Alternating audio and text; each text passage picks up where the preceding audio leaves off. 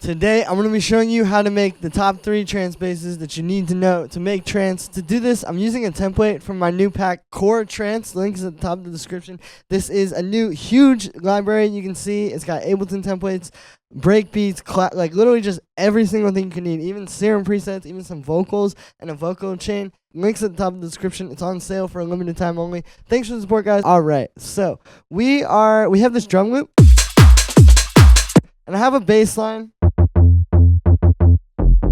Right off the bat, you can see, I'll show you a bit about the patch as well. You can see this is kind of like we're playing with saw waves and square waves. I'm using a bit of FM here. The main thing I think is really like the filter envelope and just the way that you work with that, right? So you can see here I have a very short, like punchy, low sustain, low decay.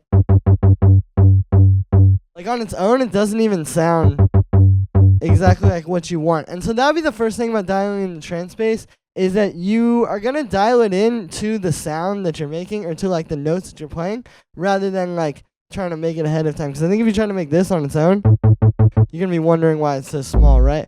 But the first trance bass that we need to know about is probably, if you ask me, the most like human and the most danceable one. It's just very simple, putting the bass on the upbeats like this. We'll duplicate this and then listen to it. Right away, there you go. It's the groove. And then if we take this and play with the note length, you can hear you get a lot of different sounds with this. That's the cool thing about this bass line, is that there's a lot of different things you can sort of get out of it texturally. And when people ask like, oh, how do you make these trance basses? They seem so simple, but yet, it's not matching up. Well, this is the reason why. It's because this little detail with the note length,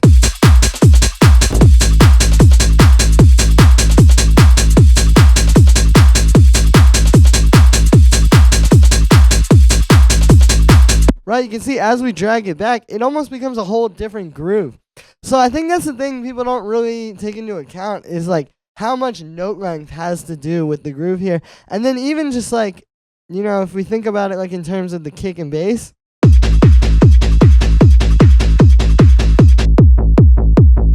like this is meant to be the thing in between the kicks that sort of fills in the space, right? So if you use less of it,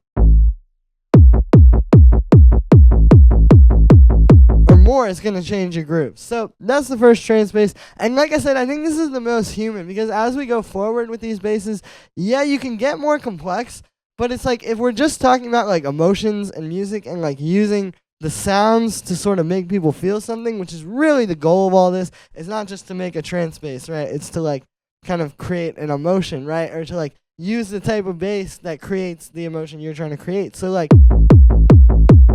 this is very simple, and that's why it works so well, is because it's like, it's just, it's like you can make that sound with your mouth, bro. Like, it's very, very human. Alright, so that's the first trance bass. The second trance bass now is going to be a little bit more busy. What we're going to do is we're going to fill up every note, or every 16th note after the kick.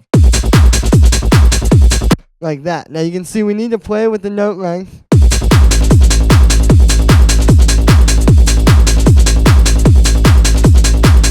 You can see with this one maybe a little bit longer notes. I think the really short ones, you start to lose bass with the really short notes when they're happening this fast, right? And that's the other thing with this, is like the note length is kind of how much sub you're going to have too.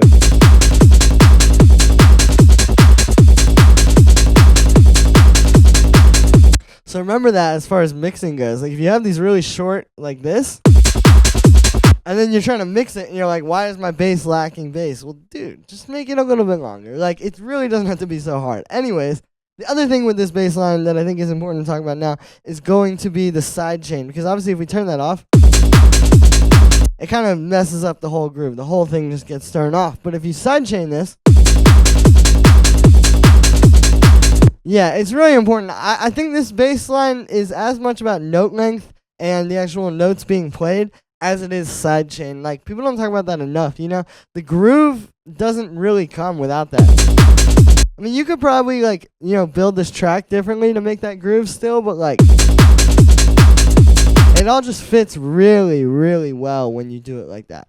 So that's the second type of trance bass line. And then the third type of trance bass line, we're actually just going to make this really short because it'll be easier this way. And what we're going to do now is we're going to get rid of these and we're going to fill up all of the all of the quarter note, right? Just straight 16th notes. But now we're going to take this middle one up an octave.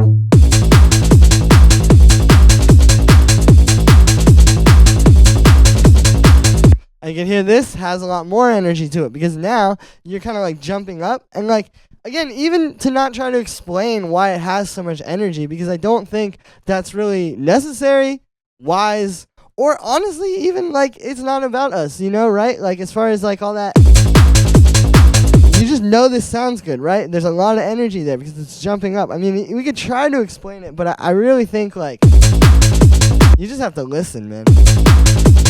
The other thing with this trance bass line, so you just make the 16th notes, right?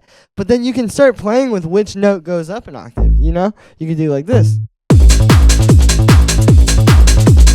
Or you can do like this. Or you can even do like,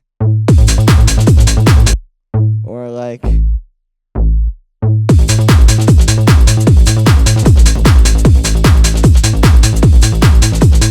for this track, I think this one fits the best. But yeah, this style of bass line is very workable. You can do a lot with it. You can create a lot of different grooves with it.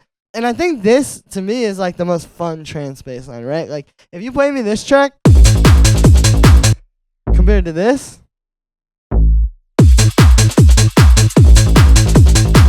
I think this just feels a lot more fun, right? So yeah, that is it for this one, guys. That is how to make the top 3 trance bass lines. Hopefully, by the end of this video, you know everything you need to know to make trance. Thank you so much for the support, guys. Make sure to like this video as well as subscribe. And let me know what you think of this video in the comments. Like I said in the beginning, definitely check out my new library, Core Trance. The link's at the top of the description. And it's on sale for a limited time only. You get literally everything you need to make an awesome modern trance or trance techno track. Thanks for the support, guys. This stuff really helps, so I can keep bringing you guys new videos every single day.